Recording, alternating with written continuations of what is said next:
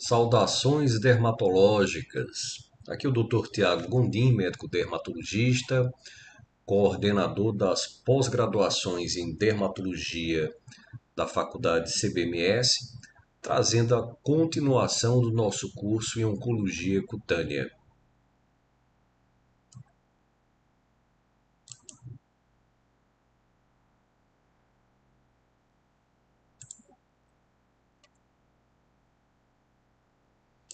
Então, nós estamos fazendo a discussão do consenso europeu em sua segunda parte, um documento que significa um update de 2022.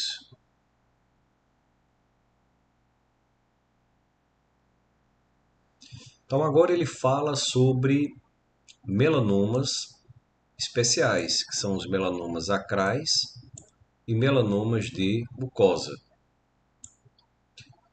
E ele diz que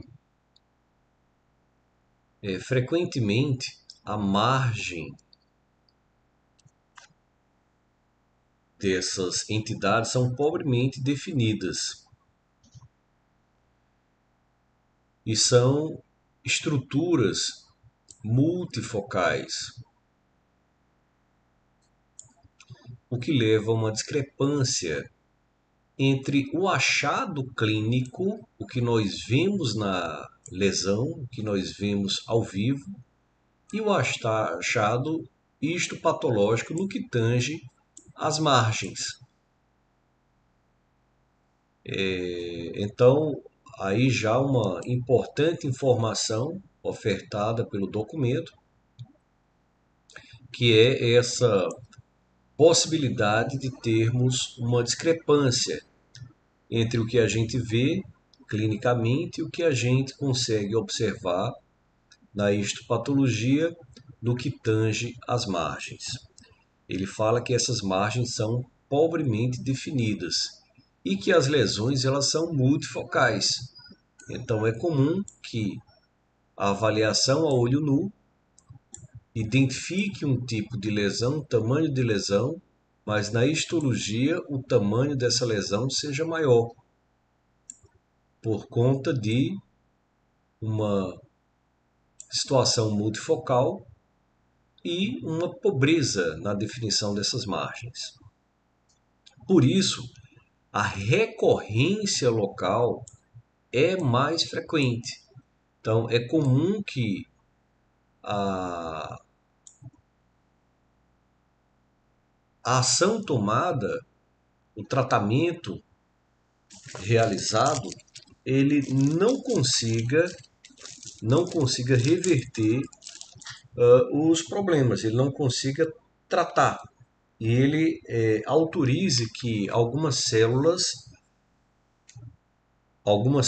atípicas, algumas células oncológicas, elas permaneçam no sítio. E aí ele fala que a excisão cirúrgica normalmente ela é tentada, é realizada com uma, vamos falar, numa tentativa de margens de segurança até 1 centímetro. Ou se pode fazer margens estreitas, e aqui mais uma vez o advento da técnica de Mohs e das suas variantes. Possivelmente a chegada dessa técnica para melanoma no Brasil já está muito próxima, porque os trabalhos têm mostrado isso. Então aqui ele aponta uma margem cirúrgica de até 1 centímetro ou uma margem cirúrgica estreita, mas com o controle por uma técnica micrográfica. Então ele diz que as técnicas micrográficas elas são uma tentativa de conservar tecido. Nós no CBMS temos uma visão muito crítica em relação à conservação do tecido, uma vez que normalmente nós vamos precisar de espaço para o fechamento. Então, muitas vezes, essa, essa conservação do tecido, na prática, não reflete em algo tão impactante, porque para o fechamento daquela estrutura, nós vamos ter que fazer triângulos de buro, nós vamos ter que perder tecido são por conta da dificuldade, muitas vezes, que se encontra para o fechamento de lesões operadas que são disformes, lesões, por exemplo, romboidais. E aí ele fala que essa técnica, ela principalmente é tentada para mãos e para pés. Agora ele fala sobre a pesquisa do linfonodo sentinela. Então aqui a pesquisa do linfonodo já é orientada pelo Grupo Brasileiro de Melanoma para realização em pacientes que tenham lesões com Breslow a partir de 0,8 milímetros. Então ele informa que a pesquisa do linfonodo é para o primeiro linfonodo da drenagem, que é chamado de linfonodo sentinela. É exatamente aquele linfonodo que recebe a primeira drenagem relativa a tempo. É óbvio que uma lesão ela drena para diversos pontos, diversos centros, diversos linfonodos. Mas existe aquele linfonodo que recebe primeiro. Então, se pensarmos em uma metástase, esse linfonodo que recebe primeiro vai ser o primeiro a receber metástases. Então, é importante que se avalie primeiro tal linfonodo para saber se existe ou não metástases, células metastáticas dentro daquele linfonodo. Então, é importante, inclusive, que a cirurgia ela não provoque uma alteração desse fluxo de drenagem.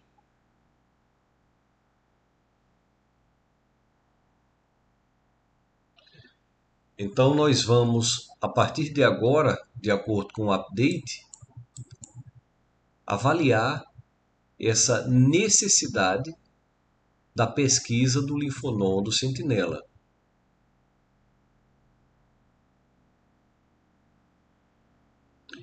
Então, a biópsia desse linfonodo, ela sozinha, ela sozinha, ela já configura um fator prognóstico independente. A positividade dessa biópsia altera o prognóstico. Ele fala também de outras situações em que nós teremos a autorização ou teremos o interesse em fazer a pesquisa do linfonodo sentinela. Por exemplo, se temos linfonodos palpáveis, se temos linfonodos que a ultrassonografia ela sugere a presença de metástases, nós deveremos sim realizar a pesquisa do linfonodo sentinela. E ele diz que a positividade desse linfonodo sentinela, ele é um fator que elege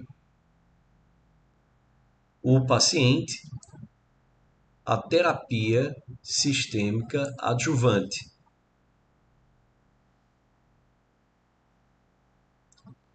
Então,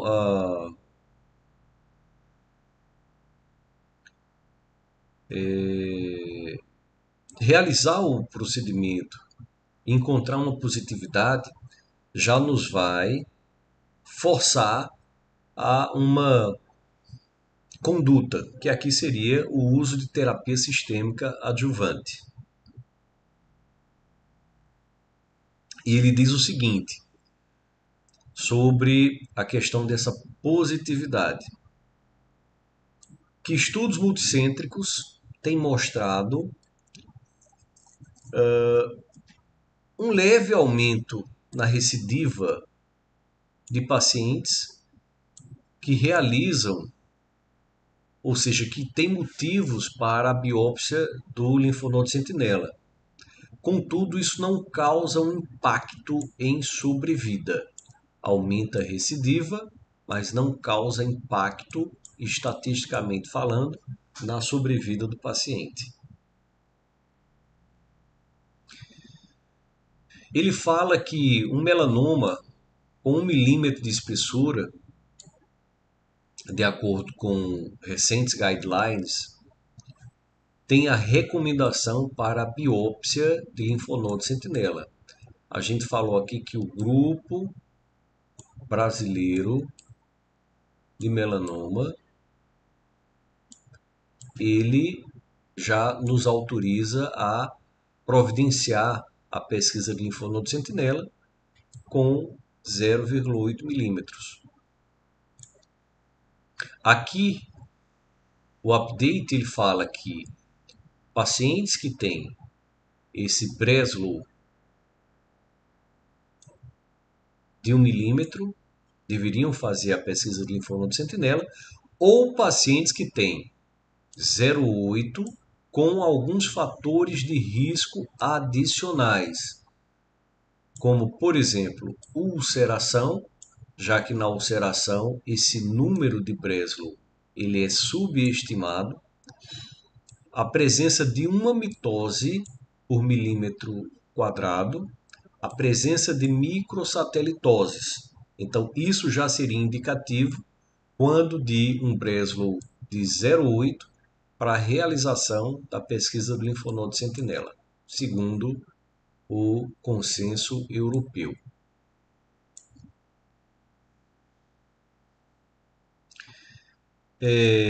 Já procedimentos em pacientes que têm pesquisa de linfonodo sentinela negativo não é requerido. Então, pacientes que apresentam micrometástases no linfonodo sentinela, quando da avaliação, esses pacientes são elegíveis para uma dissecção completa dos linfonodos.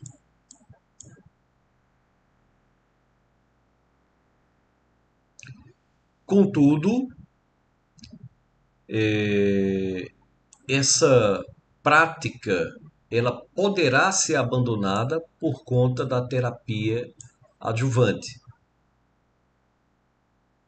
que ela tem mostrado resultados similares aos resultados dessa dissecção linfonodal completa.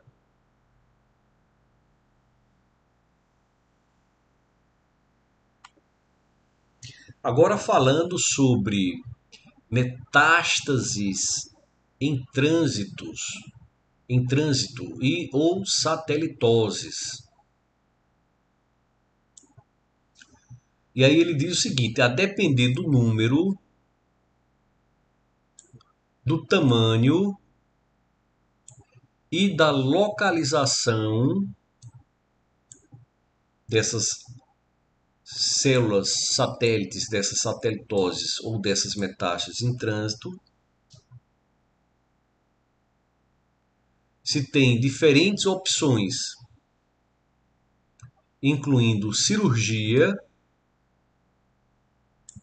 ou outras terapias destrutivas, como a crioterapia, a laser terapia, a eletroquimioterapia e a radioterapia. Então, a depender da visualização dessas células satélites, dessas metástases em trânsito. E aí ele fala sobre a imunoterapia anti-PD1, terapia-alvo, imunoterapia intralesional com o talimogene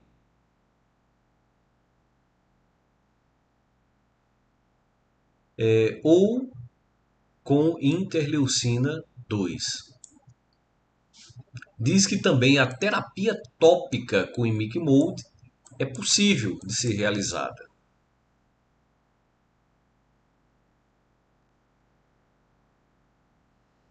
Também fala da perfusão com o melphalan.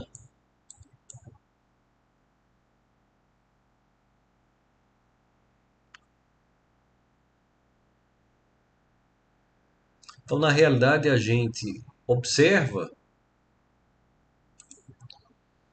que existe aqui uma grande possibilidade de opções quando da avaliação dessas estruturas, como a própria pesquisa de linfonodo sentinela, uma avaliação dessas metástases em trânsito.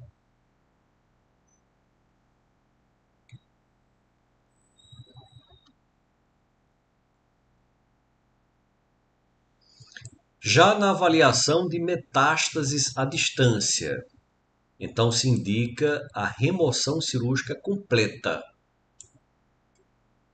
como uma opção viável.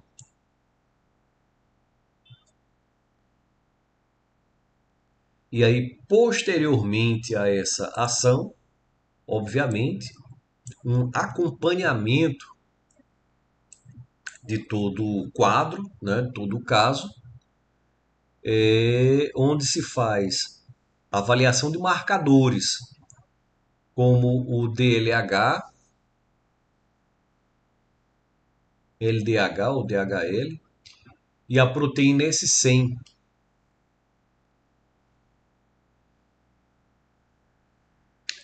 A excisão de lesões solitárias ou a excisão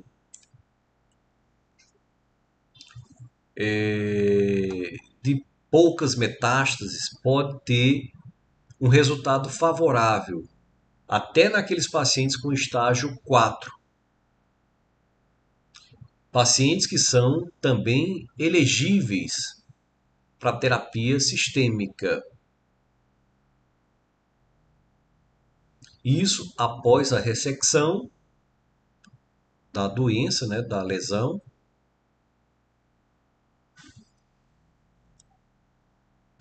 os tornaria elegíveis.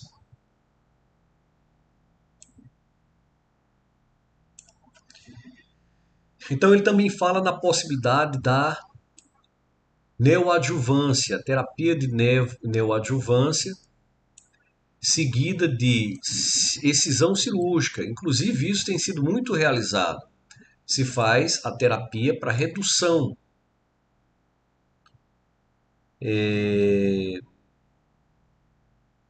da lesão, para facilitar inclusive o procedimento cirúrgico. Fala também da radiocirurgia estereotática, também como sendo estabelecida para o tratamento nessas situações clínicas. Fala agora sobre radioterapia, e aí ele diz que no melanoma primário ela é raramente indicada.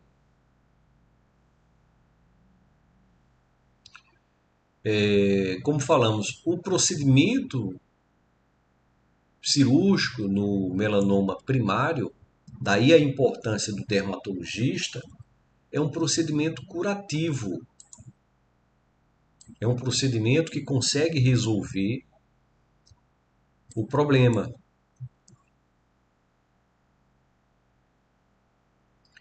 Já em pacientes idosos, pacientes frágeis,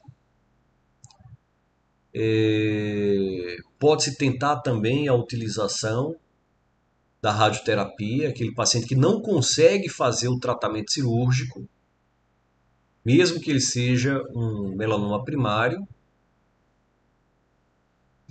Daqueles casos que o procedimento cirúrgico vai levar a uma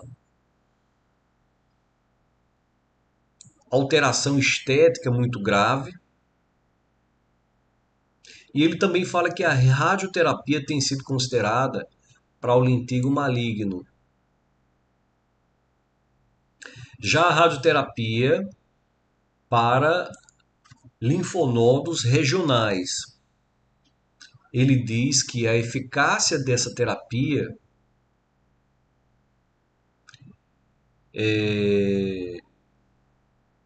ela vai depender da localização,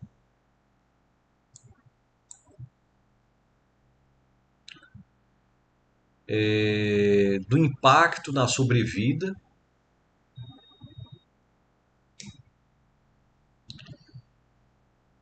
e também da questão da toxicidade.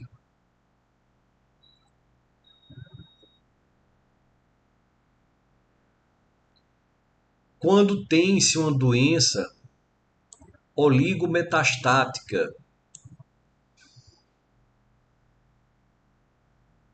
então ele fala no tratamento ablativo, na radioterapia, como uma alternativa de tratamento à cirurgia, e isso somado à sua autorização a um aumento significante do risco cirúrgico, devido à grande quantidade ou até mesmo a questão da diversificação dos locais de acometimento.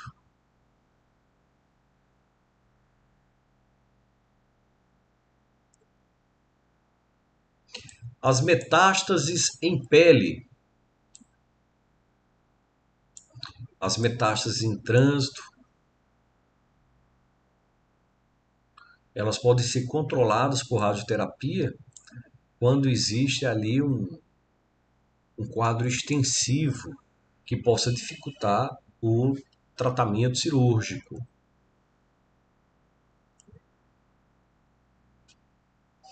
Metástases cerebrais. Então ele lembra que o melanoma tem uma propensão a enviar metástases para o cérebro. E aí ele fala que existe uma possível ação efetiva da combinação da imunoterapia com a radioterapia para essas metástases cerebrais. Então, a combinação de radioterapia e, por exemplo, os inibidores de BRAF, MEK, quando se tem melanomas com mutação do BRAF, o uso concomitante da imunoterapia e da radioterapia estereotática, a radioterapia e a terapia-alvo sendo seguras em providenciar a utilização dessas drogas. Então, na realidade, quando se utiliza inclusive a radioterapia, se tem até a possibilidade da diminuição, é como um poupador, a diminuição da dose da outra droga.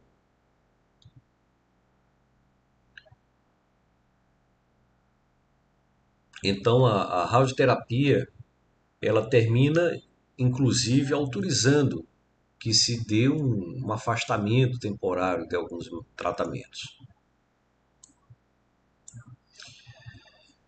Então, diz que existem evidências limitadas para o uso de radioterapia, né, no tratamento de metástases cerebrais, que a radioterapia cerebral, ela pode provocar toxicidade e alterações cognitivas.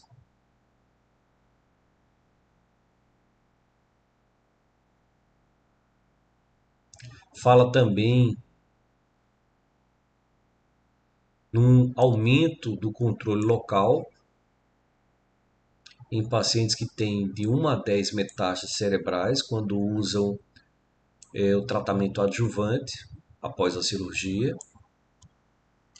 que essa radioterapia cerebral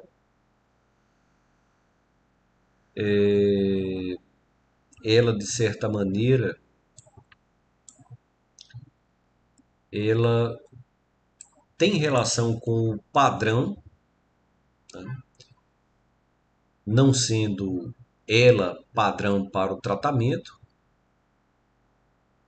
mas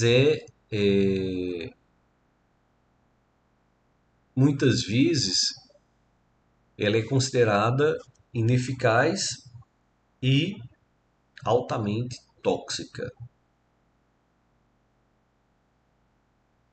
Então, a gente tem aqui uma possibilidade real para a utilização da radioterapia.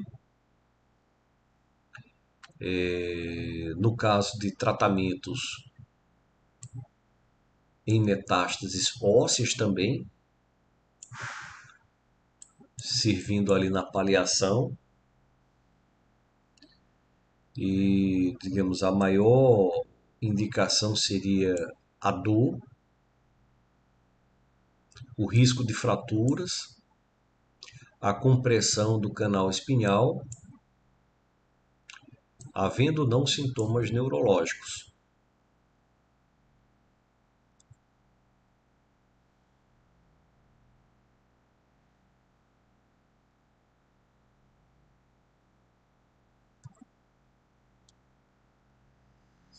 Bom, então já vamos partir para a terapia adjuvante. Falar um pouco sobre a terapia adjuvante já na próxima aula, no próximo encontro. Então, por hora, me despeço.